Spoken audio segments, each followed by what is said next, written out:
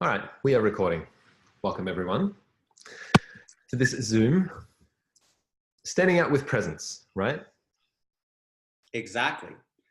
With So Eena what do you, Basur and Christopher Hughes and and Max Zoulek. myself. So this is I guess it's a Zoom about right voice for you. And I mean, literally the title says it all, standing up with presence. What do you guys want to say about that, Chris and Eena, to begin with? Well, I came up with the title, so maybe I should start. Good point. We wanted to do this together, and there was this energy to create something together. And um, we were looking at India because the three of us are all looking at facilitating classes in India soon, and what India sort of requires or what some of the people there are asking for. And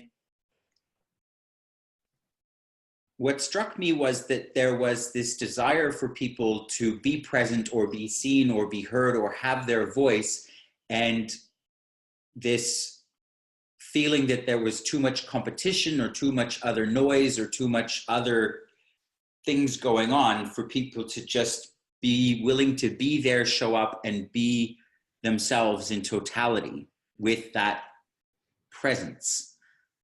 There's this idea that, I mean, before we started the recording, we were talking about this class that just occurred in Italy last week, which was lies, lines, and manipulations. And people have this idea that they're going to a class like that to learn how to use the lines to get the upper hand with people and manipulate them into doing things that they don't want.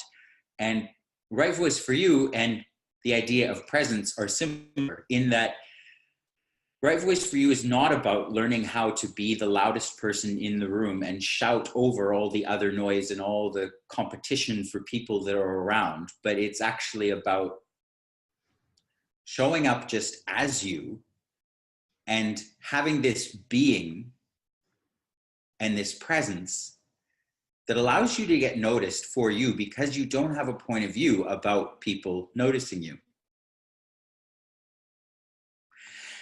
So everything that brings up for everybody, can we destroy and uncreate it all? Yeah. Right, wrong, good, bad, comfort, all natural, voice, and beyonds. What about for you, Eena? Yeah, like it's, I think it used to really like, for me, it used to be really like when I used to hear loud, I would go, ah! And then I would have that, this was like before right voice for you. And I would have that really space of like knowing something else is possible. So it's really like bang on. And one thing that I've actually really received dynamically being with you and creating with you, Christopher, is like how you're present with no point of view. Actually, that's tool number one, no point of view, because that really allows you to be present with what's going on with the person, what's going on with everything that you're aware of, and what's going on with you, with the bodies, and what you're aware of, and then having total choice as to where could you direct it, where it could go, where they're asking for it to go. So it's more playful. So it adds the play. Yay, play. Yeah. And remember, everybody out there, feel free to chime in and ask questions, anything you want to know about. You've got three dynamic facilitators here with different points of view and different capacities with the tools that we all use. So feel free. What were you going to say, Max? I was looking at this topic this morning as well. And since you first mentioned this topic, like it's been sort of, yeah, standing up, it's got a really particular energy to it. And this morning it came to me like is like being us without judgment. And I know we hear that a lot in Access, no judgment. And we get it on different levels at different times, you know, like no judgment 6 months ago is probably very different to no judgment now to anyone that's been doing Access for the last 6 months.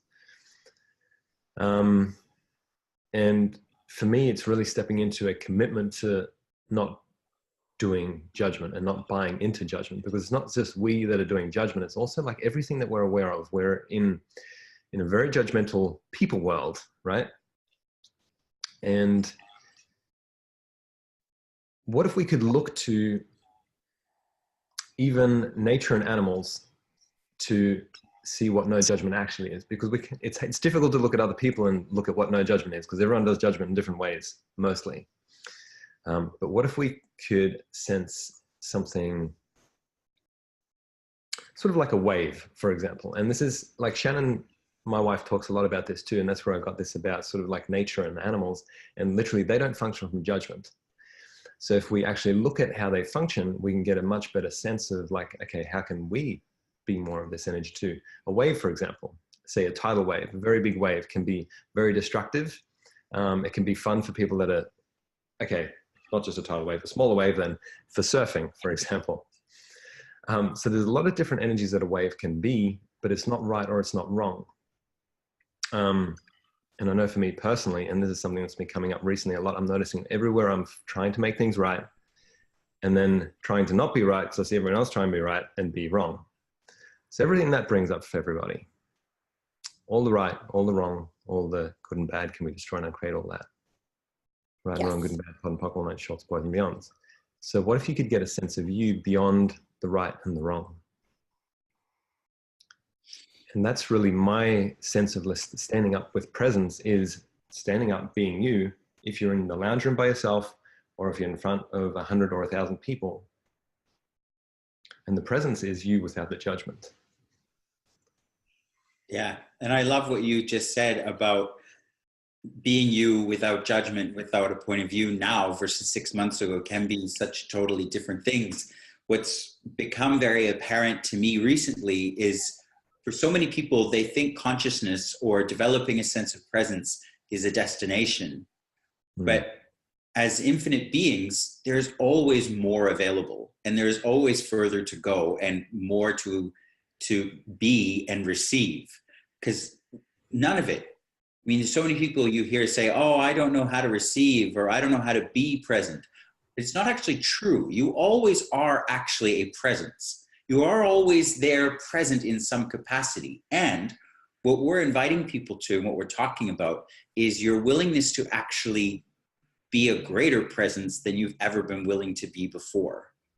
As soon as you think you've got it and you've arrived somewhere and you have this capacity for presence, you're already in a conclusion, and you've not allowed anything more to come into your space and you to expand into even more. So I just wanted to pick up that thread from what you were saying, because presence is not a destination. Just as beingness isn't, or just as being isn't, just as receiving isn't, just as all of those different aspects of you as an infinite being.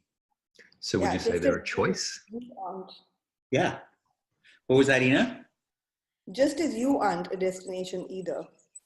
Like how many definitions do you have as the destination you, that you've decided is you, that keeps you from choosing everything that you can be and choose with total ease? And everything doesn't allow that, destroy my right and wrong, good and bad, pot and pock, all nine shorts, boys and beyonds.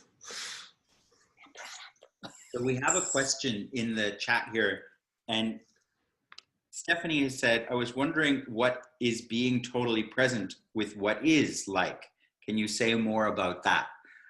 So for me, it's, as Eena sort of introduced when she was talking about how I facilitate and working with me, is from a place of absolutely no point of view. Because as we say in Access, and it's so simplistic and beautiful in its simplicity, but everything in your life is showing up as it is because of your point of view. So anything that doesn't allow you to be as present as you truly could be is not a problem. It is just a symptom of a point of view that you have. So how you are present today, as we've just said, is a result of the points of view you have that are creating your life as it is now. So what it is like to be totally present with what is a constant journey, as we've said. Because as infinite beings, there's always more available and there's always more possible.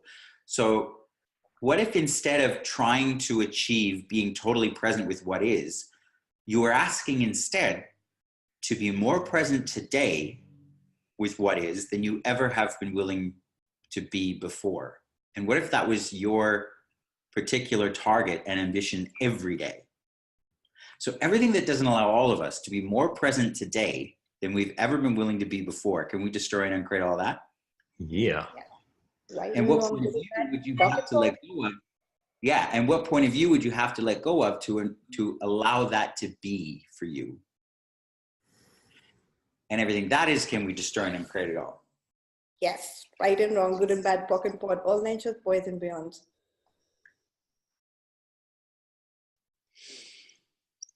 Cool. Notice how there's not that much to say necessarily when you were all like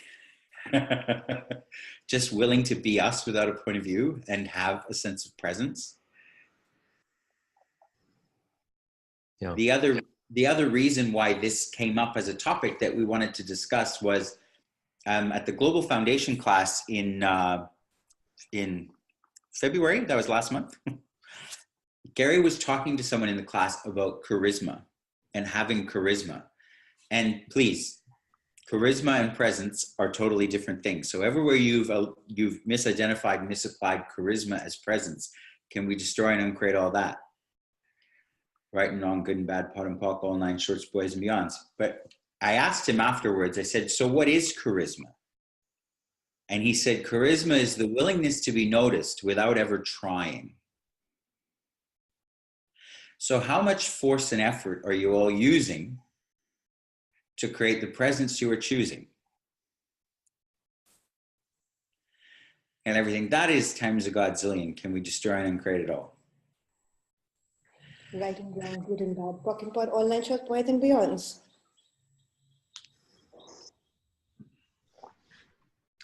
Do you guys have any questions? Where do you guys want to take this time that we have? We've got another 45 minutes. If you could get anything out of this, like Dane says, you know, what out of this 45 minutes, what would you like to ask? Where would you like to go with this?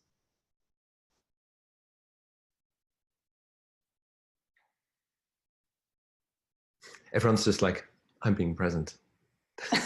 I'm being benevolent presence. I have nothing to say or nothing to ask for. Because one of the things when Chris was talking beforehand that really stuck out to me, he didn't say the word necessarily, but it was the energy of demand. Like, what would you like to ask for? Like to be more present than you ever today, just today, than you ever have been previously. What can you demand now? And it's not a demand is not force. It's not like contraction and force, like this reality says, if you really want something, you have to like force it into existence. The demand of what else is possible now is far more powerful than that. The demand of like, what would be possible if I had no point of view is far more powerful than that. So if anything was possible, what would you guys like to ask for? And everything that brings up, can we destroy and uncreate it? Right and wrong, good and bad, POD and POC, all nine shorts, boys and beyonds. And everywhere you guys have decided and concluded that that space and that presence is a blankness, can we destroy and uncreate that? And that there's nothing there. Right and wrong, good and bad, POD and POC, all nine shorts, boys and beyonds. Because in that space too, it's question that creates, not conclusion. So what question could you be asking that will create what you desire?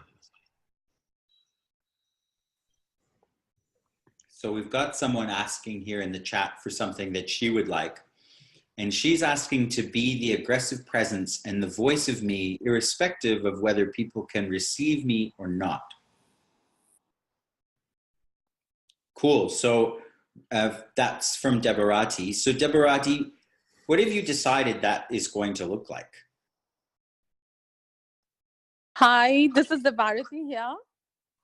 Did I mispronounce your name? Deborati. Yeah. Hey. So, hi. So the thing is that I am willing to be the aggressive presence, you know, but then there are many a time I feel I'm like, you know, something like an auto reject system wherein most of the time it seems I'm rejecting people out of my life, you know, when I choose to be the voice of me in totality. in the sense, it seems there are more people who are not ready to receive me, and then I go into that place of contraction. So it's like, probably it's just a point of view I have that I'm functioning from. So that what I mean is that what will it take for me to be the voice of me and have ease with people receiving me as well, and not me rejecting them just because they can't receive me. Well, who are you actually rejecting when you're rejecting other people would be my question. I just went into a blank. And everything that is. Well, you destroy and uncreate it. Yes, please. Right and wrong, good and bad, cotton pock, all nine shorts, boys and beyonds. I love what Max had said initially, like about like nothing being right and nothing being wrong, like none of the energies.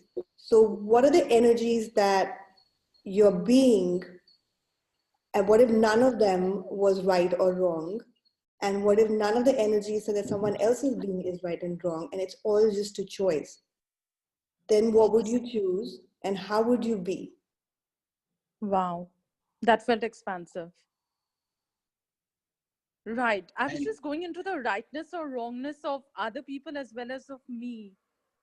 That's what was sticking on, right? Yeah. So if you're actually willing to be an aggressive presence, you never go into the rightness or wrongness of you. Right. Mm-hmm.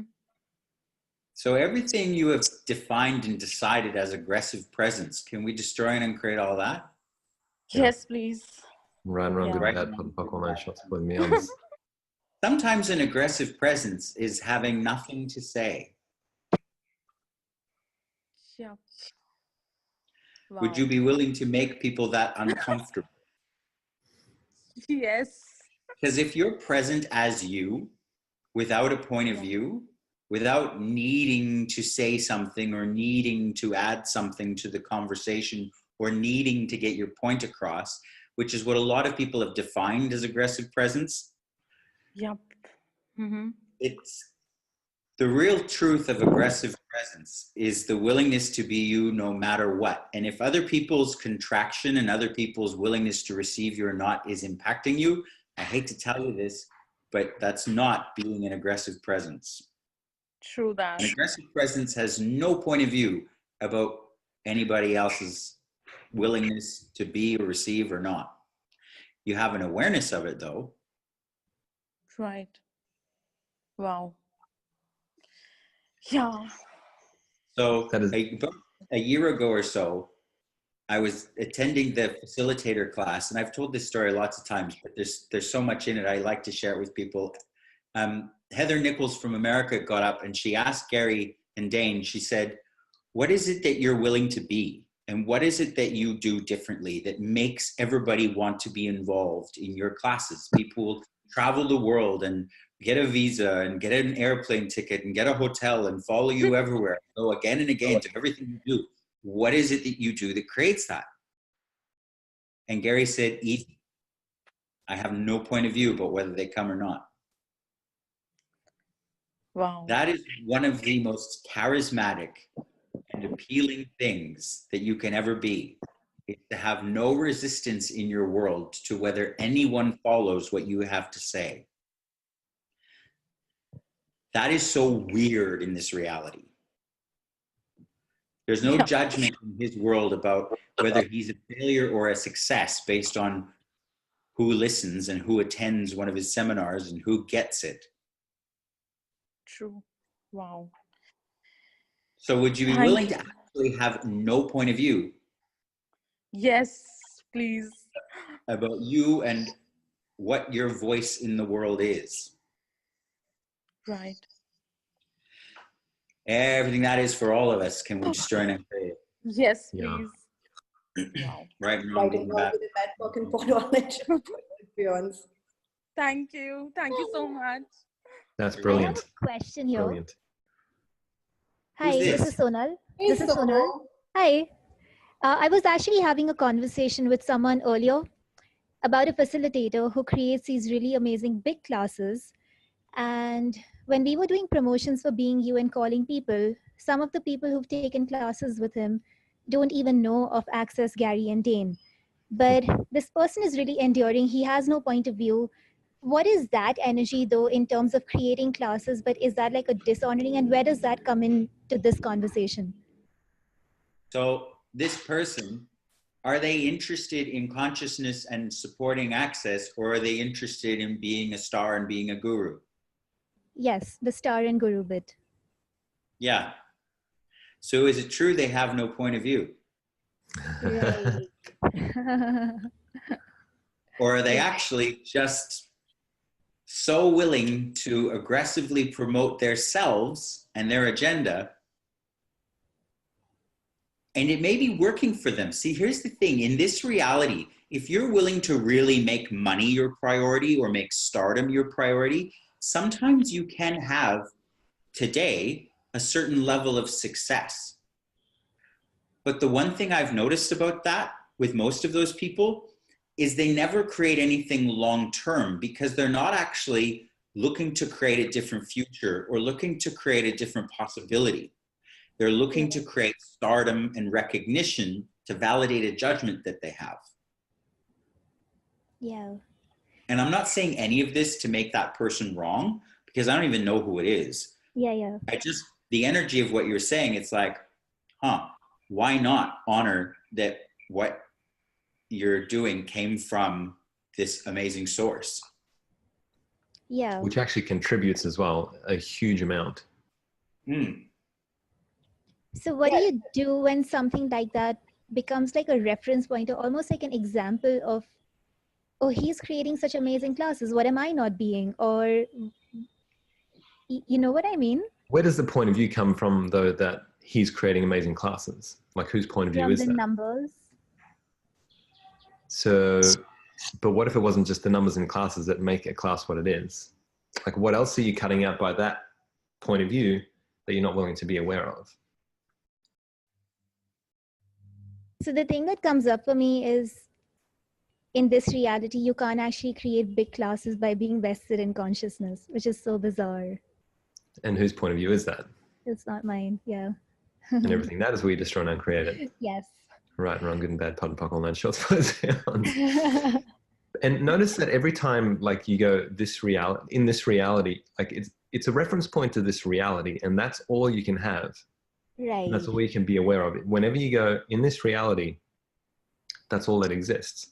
And what we're talking about and what access is like, this reality is this, and access is that, infinitely.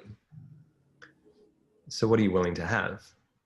And it's those questions that we're talking about beforehand that are outside of this reality. They don't necessarily feel like anything,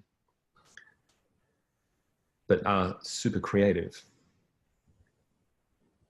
Also, when we're functioning from, like, that was so brilliantly said, like, also when we're functioning from that space of, like, stardom, or that space of, like, points of views and reference points of this reality, how much are we cutting off the contribution that's available? Even when we're functioning from a separation of this reality and that reality and my reality, like, how much are you cutting off on the choices and the possibilities that are really available to you? Yeah. Like, how much, like, we've heard this a few times, like, everything, and we know, like, and look into, don't go by what I'm saying, what do you know, that everything has consciousness. So anytime that you take a point of view about anything, of how the classes has to look like, or how your social media has to look like, or how your body has to be, and how you have to speak and how you have to talk, how much are you cutting off on what's available? And how much are you separating from what's available? If you don't have a point of view, anyone who's being any energy can contribute to what you are asking for. Right. That can expand not only things for you, but for the world. Cool.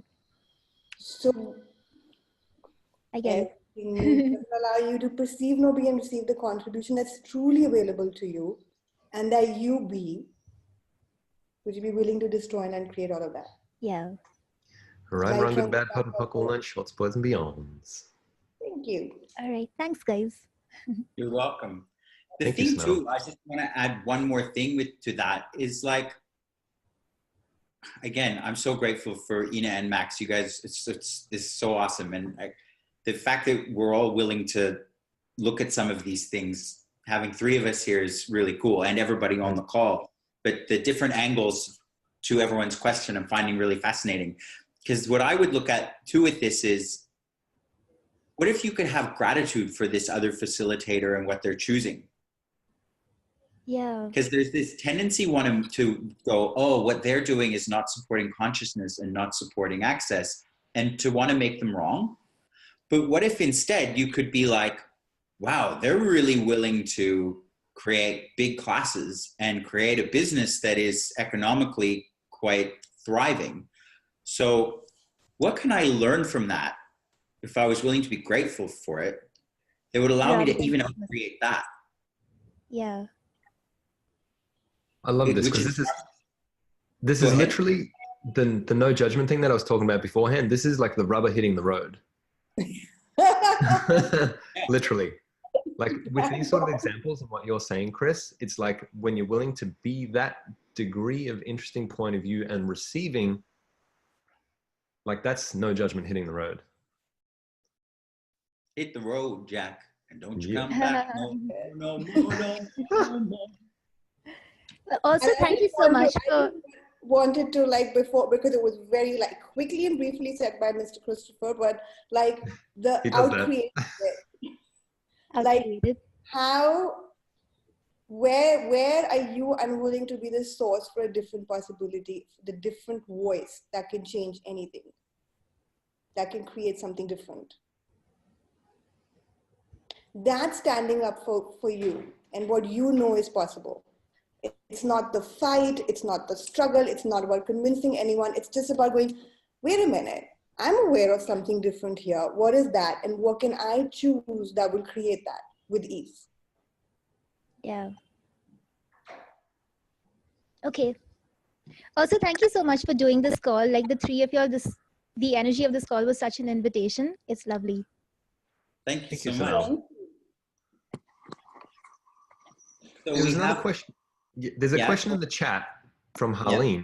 Would you talk about presence and awareness? And I can see Harleen's on here as well. So I'm wondering if you wanted to, if you have a specific question about that, or if you wanted to ask that in, you know. I'm wondering, it just popped in my head, and I realized I didn't know how to frame the question. But what about the sort of play between presence? I don't know. Can you say that again? The sort of play between awareness and presence. Is it too weird? Well, I wonder what you know about awareness and presence. Like by asking this question, there's obviously something that you're aware of.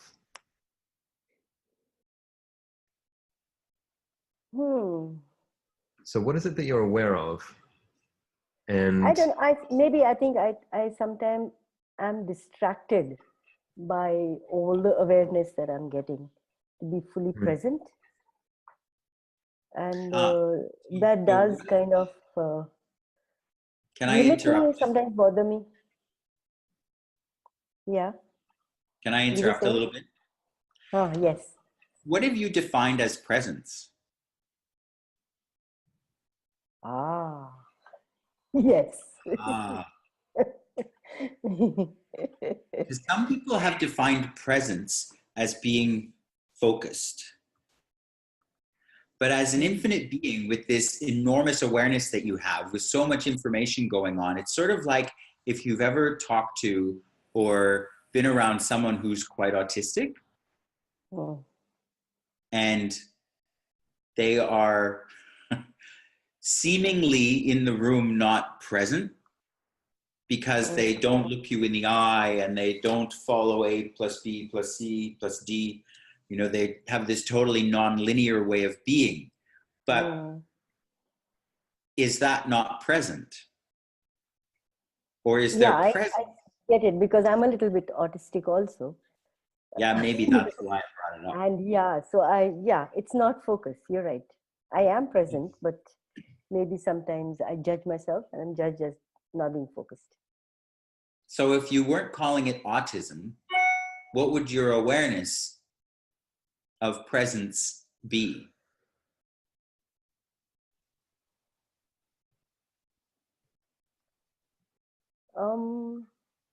Being whatever energy I desire to be at that time, or maybe the energy I require to be. I don't know. Then there is a confusion there, yes. Where's the conclusion? Confusion. Oh, there's the confusion. Okay, so the only time you can ever really have confusion is when you have a conclusion that conflicts with your awareness. Yes. So presence would be when you have no conclusion that conflicts with your awareness. And you've got no point of view that stops you from receiving anything and from being anything. Oh. Yes. Yes, that's very well put. Thanks. So what if you're willing to be as weird as you truly are?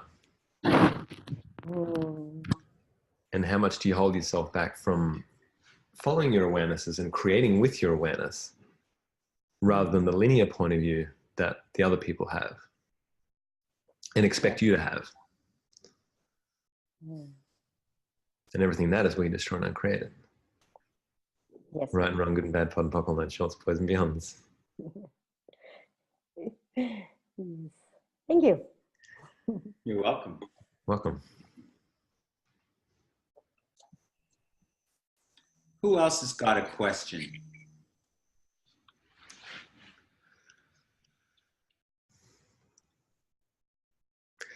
Well, I've got a question, man. Hi. If not, I have a question. Hi. Go for it, Lena. Lena. Hi. So I keep getting told that you're too much. And I just don't get it because I'm not doing or being anything that I'm not. And I don't understand what they mean by that. It so I don't doesn't know matter. what to do with it. You don't have to do anything with it. And remember, Lena, people only ever accuse you of what they themselves are being. Okay. So I can just leave it and totally just not do anything with it, right?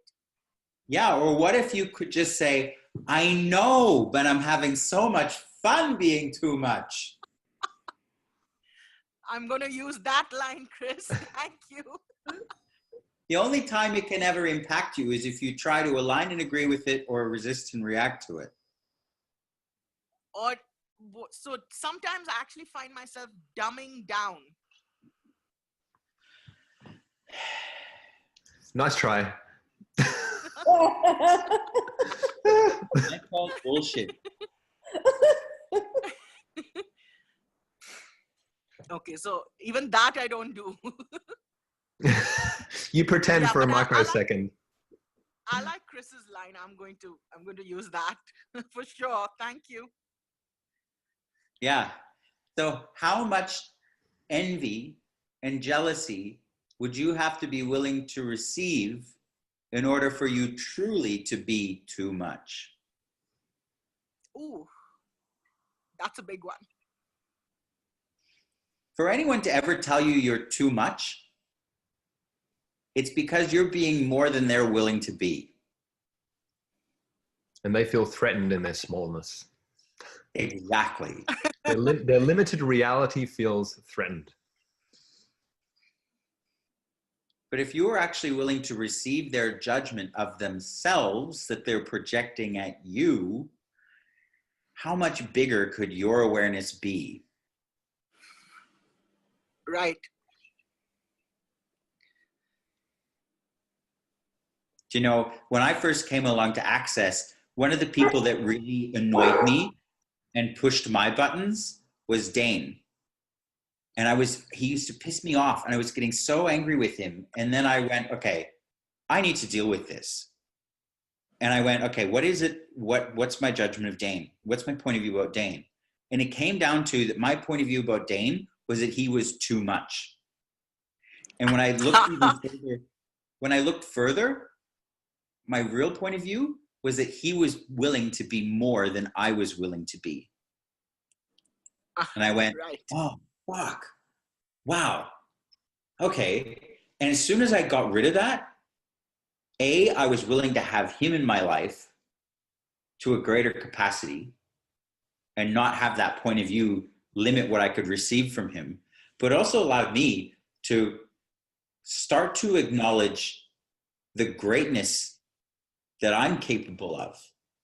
Because from the point of view that I could be threatened by somebody else being greater, I was cutting off so much that was possible for me. So everywhere you've all got somebody in your life that is too much, could we now destroy and uncreate that, please? Yes. Yes. Right, Right, wrong, good and bad, pot and pot, all nice and boys and Right, wrong, good, bad, pot and poggle, lunch, rolls, boys, meons. 3 times. It's too much. Stop, it's too much. Thank you. You're welcome. Thank you for the question, Lena. That was brilliant. Too much. Eena's dog would like to talk now too. He has lots to say about awareness and presence. I did in the morning, I was like wondering like, hey, what do I require to be aware about this call? And like one of the things that really popped was, what do you love? What do you love about like, what do you love about your life?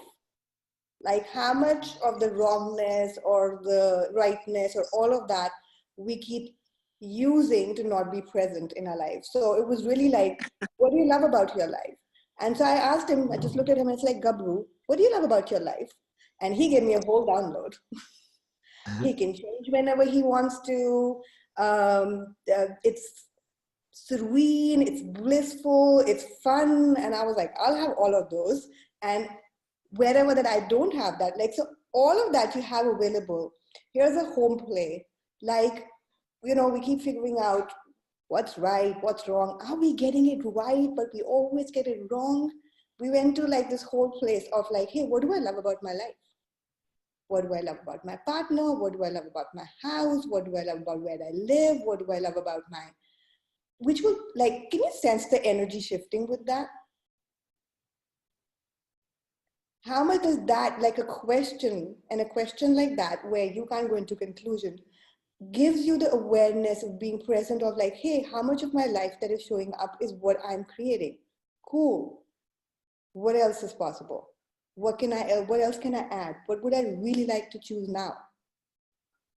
When there's gratitude, judgment can't exist. Pretty much any of the other energies can't show up. Like if you're being grateful, have you tried being grateful and angry at Gabru at the same time? Like, can I be grateful for my dog barking and be like, what if you could be present and with all the noise that's going on and be you? Without a point of view. Without a point of view. But there was this funny thing, like we did a podcast for The Art of Being Your Voice with Sylvia, and she was joining us, Sylvia Puntis, this amazing Right Voice for You facilitator. And she was joining from an airport because that's the only time that we could get like together. And we were talking about stepping up, stepping out, and, you know, stepping into your life. And it was really funny because like the whole, like when we started recording, the whole airport came alive. Everyone started talking. All the announcements began right then. And both of us just went along and played along and had the conversation anyway. And we were like, oh, these guys don't know that they're part of this conversation and they're contributing and they're our, you know, live audience. And as we went along with it, like you can go and listen to it. It's theartofbeingyourvoice.com. Like they just went silent and quieter. And we became more present with the conversation that we were having, and they became apparently more present with the conversation that was available. So what space, what energy, and what consciousness are you, and what beyond this reality are you that you haven't acknowledged, that if you did, would allow it to show up with total ease? And everything that doesn't allow that, can we destroy and uncreate all? Right, wrong, good, bad, pot and pock, online, shorts, boys and beyond. Right, wrong, good, bad, pot, my sugar. Thank you. Thank you, Sonal, for sharing the link. And thank you, Gabbu, for barking. Did you notice when I had no point of view, he just went, okay, I'm done barking, I'll sit down. Yes, exactly. Well, it's also the receiving that contribution, no matter what it looks like, where it comes from, whether it's like the noise at the airport, whether it's the dog, whether it's your partner, or like whatever, or someone that wants to be a star. You know, there is always a contribution there that's available to us. If you're willing to receive it. If you're willing to receive it. Yeah. Without a point of view. I'm just going to keep cutting you off. Is that a contribution? I don't mind at all with your brilliance, Chris. That all natural boys and beyonds. Question. I adore you both and all of you. Go for it. Yeah. So over the past few months, I've been really getting really anxious whenever I feel like I'm not doing enough, and I just have this constant need to be doing. And is that not being present? Like, what is it? And it makes me really really anxious when I feel like I'm not doing enough.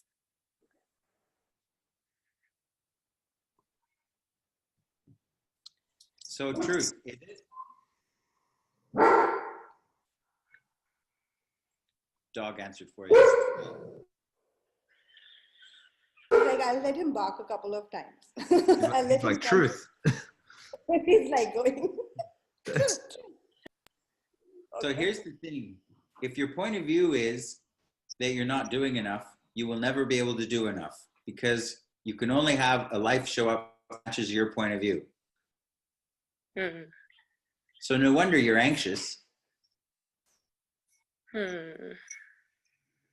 So everywhere that you've bought that you're not doing enough, whose point of view is that? Yours or someone else's? Someone else's.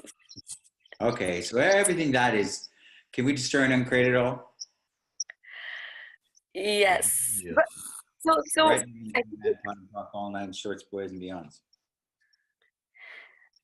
I think also the reason I've been feeling that is because every time I do, I feel like I'm getting results. I mean, I see myself getting results.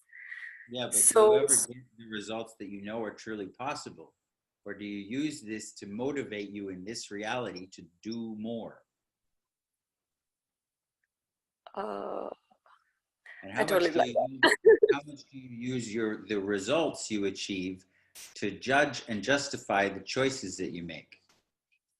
If you had no result as the desired outcome, could you have a point of view about the choices that you make being right and correct and productive enough or not? Everything that is times a godzillion. Can we destroy and uncreate it all? Yes, please. Right and wrong, good and bad, pot and pock, all nine shorts, boys and beyonds. So also taking what Max was addressing when he was answering Sonal's question, Max, you were saying that, you know, access, I mean, this reality is this, and access is this huge thing, full of possibilities. But isn't it like, so I find myself really stuck here because we're still creating from this reality, right? I was reading Michelle Obama's Becoming, and I really feel like Obama's created something that was outside of this reality, like, you know, being the first Black president, being the first lady, the first lady who was Black. And when I was reading the book, she talks about all the hustle that they had to go through, which is so much part of this reality. So don't you have to kind of, to be able to even create something different, kind of go through this reality and go and kind of work, you know, do things that work in this reality? I don't know if I'm making sense. Yeah. Well, like I said, this reality is this big. And we can use this reality to create something greater. But if our focus is on this reality and your attention is just on this reality and what it does and how it functions, then you are hugely limited of what's actually possible. So with the Obamas, for example, they might have been aware of bigger possibilities and utilized some of those to create within this reality. But I think the bigger question is, like, what are you aware of outside of this reality that you can utilize, that you can be, and that you can be aware of to create? And everything that brings up, can we destroy and uncreate it? Yes, please. Right and wrong, good and bad, pot and pock, online, shorts, boys and beyonds. And everything you've defined as this reality and not this reality, can we destroy and uncreate all of that? Yes. Right and wrong, good and bad, pot and pock, online, shorts, boys and beyonds. What I've found over the last 8 or so years of being involved with Access is, like, I was energetically super dense, like so dense that I was like, I don't notice anything. Everything just feels heavy to me, right? And as I've done more access and sort of put my barriers down and like used my head less, which as a head tripper, not an easy task. Still working on that one. But the more I can perceive the energy, the more I sense like the subtler energetics and awarenesses that actually exist that are beyond this reality, that if my focus is on this reality, I don't actually perceive. So it's always that sort of like lowering of the barriers and expanding out and asking questions and using the tools of access that always creates more of that possibility. So I wonder what more you can be aware of. And like Chris said earlier, there is no destination. There's always more. There's always more. Right. There's always more of you, and there's always more to receive. There's always more to be. Right. So notice how that question just creates more of that space and possibility. Right. Yes. Totally. Yeah. Also, this is not to put access down, but you know, when you're talking about how access is this huge thing, don't you feel like that's judgment too when we're putting access on a pedestal there? No, it's just an acknowledgement of what is. It's an acknowledgement of what access creates. Because for me, access and consciousness are synonymous, because access creates more consciousness, and consciousness includes everything and judges nothing. Right. And if you look at it from this reality, it's a concept, but if you take that rubber to the road, it's a whole different reality. It is. Also, like, where are you, like, what's your definition of access? And like, how much is it really about people? Access is really about the tools. And whoever one can choose whichever one and run, like, as simple as, what do I love about my life? Or what else is possible? Like, what does that create? What are you aware of? Right. No, I mean, that's why I love access, because it gives me the space that nothing else does. But it's just some thought that crept up when Max said that, you know, it's this huge thing. So, I mean, isn't that, because judgment is both positive and negative, right? So isn't that judgment of sorts as well? Is something that came Hang into on, mind. was that a positive judgment, or was it just acknowledging what is? Right. Right. They're different things. Very different. Because if you're not willing to just acknowledge what is, for fear of positive judgment, you can never acknowledge where you are great and you are brilliant, because you'll think it's positive judgment. Right. Well, thank you for that. Yes. If you make access right because it creates change and because it creates consciousness, that's a judgment. Especially if you make other things wrong or bad.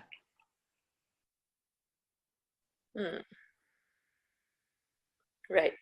Yeah. Thank you for that. Thank you. You're welcome. It's just an acknowledgement. Right. Got it. Thank you. Thank you for the question. Thank you. Hi, guys.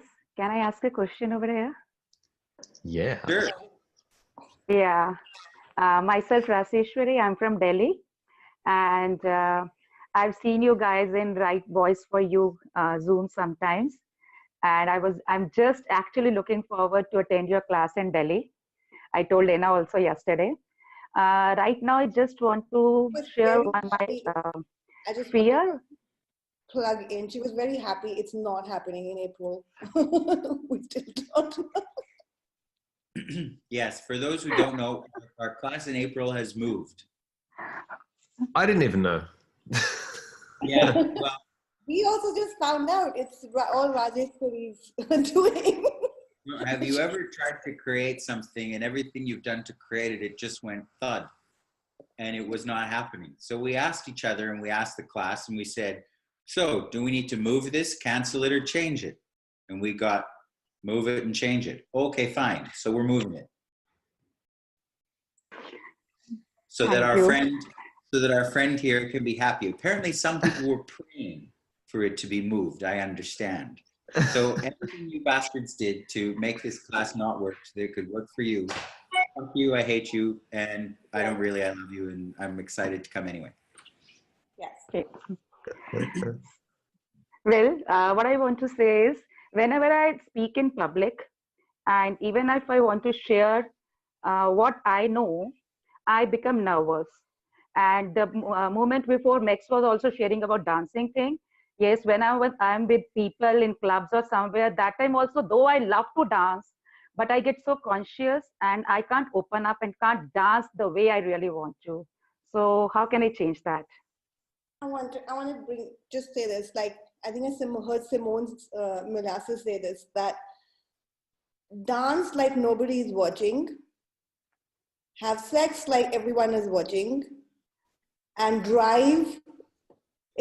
Come on, people. It's funny. Everything that doesn't allow you to laugh at everything that we say and be destroyed and create all that. Right, wrong, goodbye, pop my boys and girls, and drive like you stole the car. I was waiting for the third one. I didn't want to like laugh before the third one was done. You see how that created suspense there? Curiosity. All right. Rasheshwari, I'm sorry if I'm saying your name wrong. I love you, but you're full of shit. You're not nervous. When you talk about singing and you talk about dancing and you talk about speaking, your whole body and your face lights up like you're a beam of sunshine. You're not nervous, you're excited. Now she's going to pretend to be not excited anymore. Exactly. No, my fear is real. It's very real, my fear.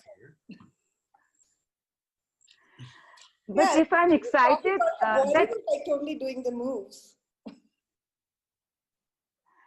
But even if I'm excited, then I forget the words I want to speak in front of people. Like apart from dancing, we'll talk about the public speaking. I get so nervous, I forget whatever I want to actually say or convey.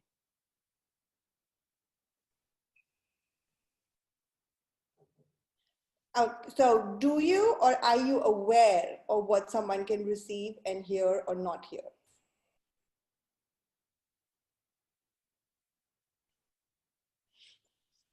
Oops. Yeah. The difficulty is going along with what Eena's just asked you is sometimes when you go out to speak and you are so much space and so much presence without a point of view, this premeditated thought you had in your mind just kind of disappears. Okay. And what if that wasn't wrong? I hate to tell you and burst all your bubbles, but no one's listening to the words you say anyway. That was the hardest for me to acknowledge and receive. I was like, damn it, what do you mean? They're not listening to you. They may remember your presence and they may remember your energy, but chances are they will remember 5% of what you actually say. And any of you that are married will know this is definitely true. And then it's only their interpretation of that 5% even. You mean to say no one on this call is really listening to us? No, they're not. We should just smile a lot and wear something pretty and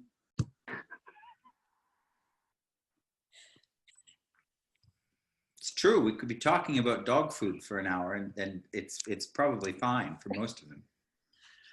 It's a good thing we enjoy talking. Anyway. Yeah. Oh, good. Someone's going to make it into a meme. No one's listening to your words anyway. Chris Hughes. Oh, great. It's true. I guess I'm listening.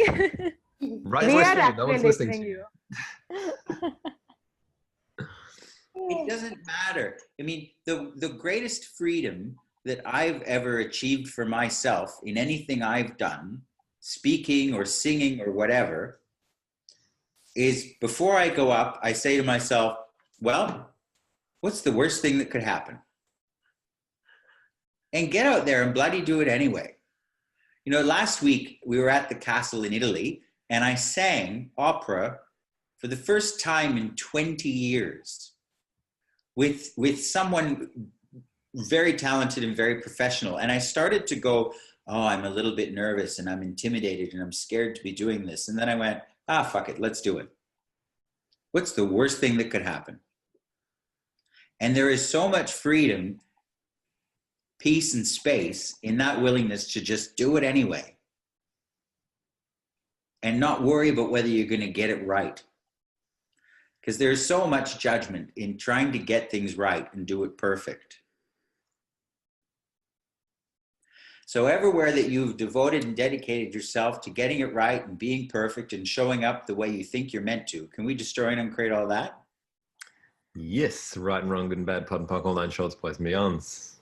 So many of the speakers, singers, facilitators, and performers that you totally don't remember and have no real presence are up there trying to get it right instead of just being them. And that's really the gift of like even what you were saying, like the opera that you sang at the castle, at the gala, it was really like the nuances and the energies and the engagement that you bring is so much more inviting than a performance. So like anywhere in your life, like everywhere that you've decided that it has to be a performance, whether that's a conversation, whether that's a creation, an art piece, work, whatever that you're being and creating in the world, that it has to be a performance rather than you just saying, hi world, what's up today? What can we create today? Can we destroy and create all of that? And invite the world in your creation. It might have a thing or two to tell you.